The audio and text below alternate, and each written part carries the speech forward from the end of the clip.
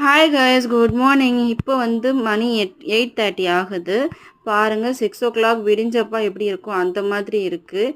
வெளில பார்த்தா இன்றைக்கி செம்ம மழை இருக்குது அப்படின்னு நினச்சேன். பட் இப்போ வரைக்குமே இங்கே மழை இல்லை. ஃபுல் அண்ட் ஃபுல் டேவும் இருட்டாகவே இருந்தது. வெயிலே காணும் இங்கே.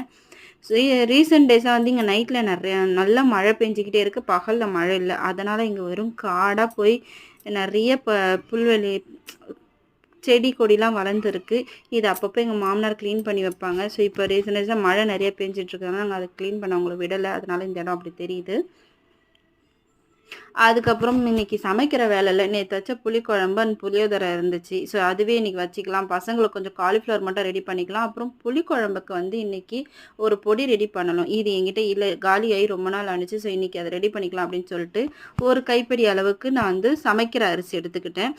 அந்த அரிசியில் ஒரு ஒரு கைப்பிடிக்கு கால் அளவுக்கு வந்து நீங்கள் வெந்தயம், அரை அளவுக்கு சீரகம் நீங்கள் எடுத்து பொன்னிறமாக வறுத்து எடுத்து வச்சுக்கோங்க.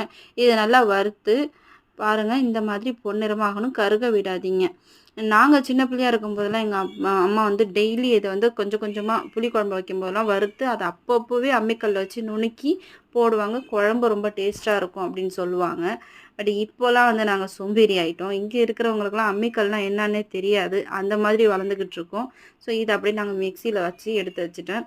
ஸோ அப்புறம் பசங்களுக்கு வந்து காலிஃப்ளவர் வாங்கி க்ளீன் பண்ணி வச்சுருந்தேன். ஸோ அதை 65 போட்டு கொடுத்துடலாம் அப்படின்னு சொல்லிட்டு காலிஃப்ளவர் 65 மசாலா, சிக்கன் 65 மசாலா வாங்கிட்டு அதில் தயிர், இஞ்சி பூண்டு பேஸ்ட்டு, அப்புறம் கார்ன்ஃப்ளவர் மாவு இதெல்லாம் போட்டு நல்லா இது பண்ணி நான் க்ளீன் பண்ணி வச்சு அதை வந்து சுடு தண்ணியில் போட்டு ஃப்ளவரை வாஷ் பண்ணி வச்சுருந்தேன். அதையுமே போட்டு கலந்து வச்சுக்கிட்டு அதை வந்து எடுத்து வச்சு ஒரு 2 மணி நேரம் கொஞ்சம் ஊறட்டுன்னு சொல்லி எடுத்து வச்சிட்டேன். ஸோ பாருங்கள், மிக்சியில் போட்டு அரைச்சதுக்கப்புறம் எப்படி இருக்குன்ட்டு. ஸோ இந்த மாதிரி நைஸாக இருக்கணும். ஸோ இதை வந்து ஒரு காற்று போகாத மாதிரி, ஸ்மெல் இதுலேருந்து போகாத மாதிரி ஒரு கெட்டியான டப்பாவில் போட்டு மூடி வச்சுக்கோங்க. நீங்கள் புளிக்குழம்பு செய்யும்போது அதில் ஒரு ஸ்பூன் போட்டிங்கன்னா சூப்பராக இருக்கும். உண்மையாகவே நீங்கள் வந்து இது இந்த மாதிரி தான் நீங்கள் போட்டுட்ருக்கீங்கன்னா எனக்கு தெரியாது. பட் நான் இப்படி தான் செய்கிறேன். ஸோ இதை நீங்கள் வந்து கண்டிப்பாக செஞ்சு பாருங்கள். குழம்பு டேஸ்ட்டாக இருக்கும்.